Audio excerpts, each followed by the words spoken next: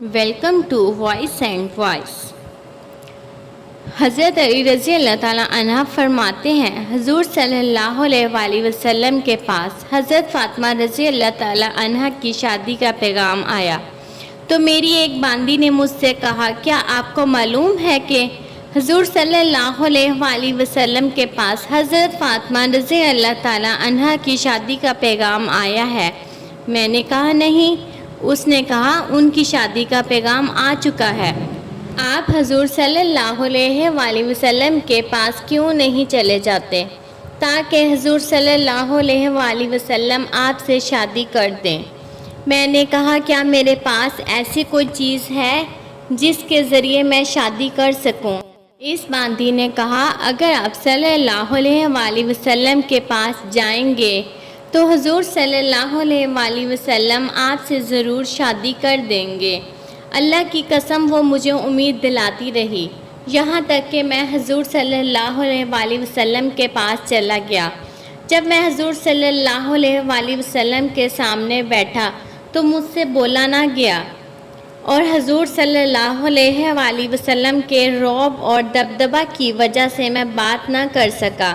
حضور صلی اللہ علیہ وآلہ وسلم نے فرمایا، تم کیوں آئے ہو؟ کیا تمہیں کوئی ضرورت ہے؟ میں خاموش رہا۔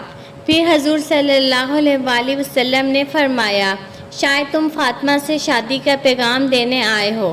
میں نے کہا، جی ہاں۔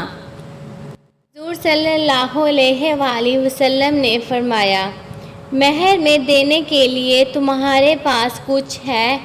میں نے کہا، یا رسول اللہ، کچھ نہیں ہے۔ حضور صلی اللہ علیہ وآلہ وسلم نے فرمایا، میں نے تم کو جو ذرا بطور اسلحہ کے دی تھی اس کا کیا ہوا؟